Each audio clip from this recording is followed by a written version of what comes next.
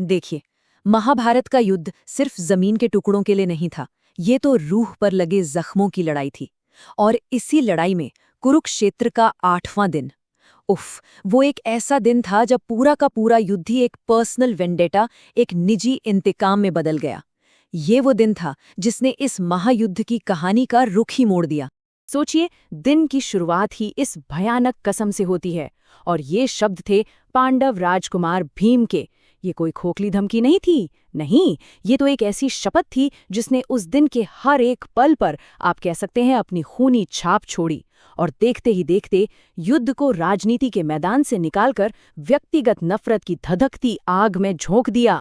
तो सुबह हुई, सूर्योदय के साथ ही दोनों सेनाएं फिर से आमने सामने खड़ी थीं। कौरवों की कमान हमेशा की तरह द्रोणाचार्य के हाथ में थी, तो पांडवों का नेतृत्व कर रहे थे धृष्टद्युम्न। जैसे ही शंखनाद गूंजा, एक और खूनी दिन शुरू हो गया। लेकिन 8वें दिन की कहानी किसी बड़ी सैन्य रणनीति की नहीं है। नहीं, ये कहानी है एक योद्धा के प्रचंड क्रोध की। आज का दिन बस भीम का था, और उनके दिमाग में बस एक ही चीज घूम रही थी, अपनी शपथ पूरी करना। पर सवाल ये है कि इतनी भयानक शपथ ली ही क्यों? इसकी जड़ें उस दिन में थीं जब भरी सभा में द्रौपदी का अपमान हुआ था, जो महाभारत का शायद सबसे काला अध्याय है।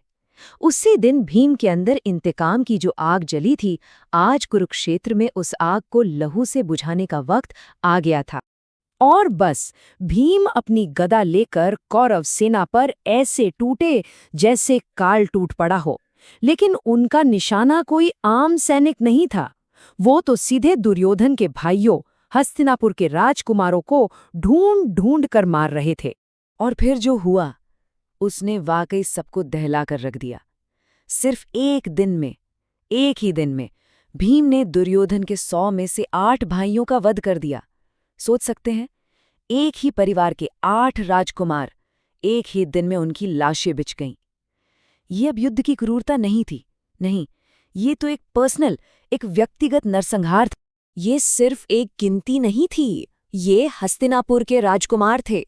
दुशासन के बेटे से लेकर दुशाल और जलसंध जैसे बड़े बड़े योद्धा तक एक एक करके भीम के क्रोध की भेंट चढ़ते गए। हर गिरता हुआ मुकुट दुर्योधन के दिल पर एक और गहरा घाव छोड़ रहा था। भीम का हमला सिर्फ शरीर पर नहीं था, ये तो रूह पर था।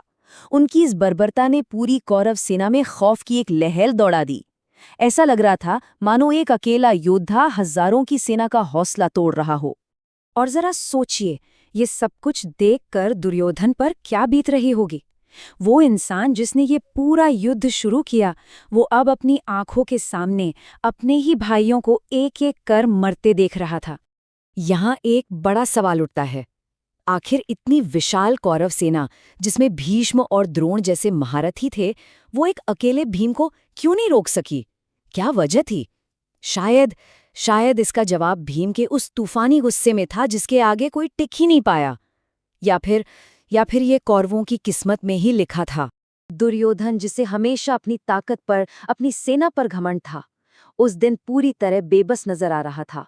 वो गुस्से और दुख से भरा हुआ था, पर अपने ही भाइयों को नहीं बचा पा रहा था। उसका वो अहंकार पहली बार इस तरह टूटकर बिखर रहा था। और जब डर और लाचारी इंसान पर हावी हो जाती है, तो वो अक्सर दूसरों पर दोष मढ़ता है। दुर्योधन ने भी ठीक वही किया। वो सीधा अपने सेनापति गुरु द्रोणाचार्य के पास गया और उन पर इल्जाम लगा दिया कि वो पांडवों के प्रति नरम हैं और पूरी ताकत से नहीं लड़ रहे। कौरव खेमा में दरारें अब साफ दिखने लगी थीं। हाँ, लेकिन एक तरफ जहां भीम का ये पर्सनल युद्ध चल रहा था, वहीं बाकी कुरुक्षेत्र में भी महाविनाश जारी था। एक मोर्चे पे अर्जुन कौरव सेना की टुकड़ियों को खत्म कर रहे थे, तो दूसरे मोर्चे पर कर्ण पांडव सेना में तबाही मचा रहे थे। पूरा मैदान लाशों और खून से जैसे पट गया था। जब सूरज डूबा और युद्ध के नगाड़े शांत हुए, तो युद्ध भूमि एक खौफनाक मंजर पेश कर रही थी। 8वें दिन ने, कहना पड़ेगा, दोनों खेमों पर एक ऐसा निशान छोड़ा था जो कभी मिटने वाला नहीं था। दिन का हिसाब किताब एकदम साफ था। कौरवों ने न सिर्फ सैनिक खोए थे, बल्कि अपने 8 राजकुमार खो दिए थे। वहीं दूसरी तरफ भीम की इस जीत ने पांडवों के हौसले आसमान पर पहुंचा दिए थे। पलड़ा अब साफ तौर पर पांडवों के पक्ष में झुकता दिख रहा था। और शायद यही इस दिन का सबसे बड़ा, सबसे महत्वपूर्ण परिणाम था। पहली बार उस अभिमानी दुर्योधन के मन में हार का डर बैठ गया। उसे यह भयानक एहसास हुआ कि उसकी जीत पक्की नहीं है। आत्मविश्वास का जो महल उसने अपने चारों ओर बना रखा था, वो अब ढहने लगा था। तो चलिए एक बार देखते हैं कि 8वें दिन ने आखिर बदला क्या। सबसे पहली बात, इसने युद्ध को पर्सनल बना दिया। दूसरा, कौरव वंश को एक ऐसा जख्म दिया जो कभी भरने वाला नहीं था। तीसरा, इसने लड़ाई को और ज्यादा बेरहम बना दिया। और शायद सबसे बड़ी बात, इसने दुर्योधन के उस अटूट भरोसे को, उस घमंड को चकनाचूर कर दिया। सही मायनों में ये युद्ध का एक टर्निंग पॉइंट था। और यहाँ आकर एक सवाल मन में उठता है कि जब कोई जंग रणनीति से ज्यादा नफरत और इंतकाम की आग में लड़ी जाए, तो क्या उसमें सच में कोई जीतता है, या फिर आखिर में हार हर किसी की होती है? सोचने वाली बात है।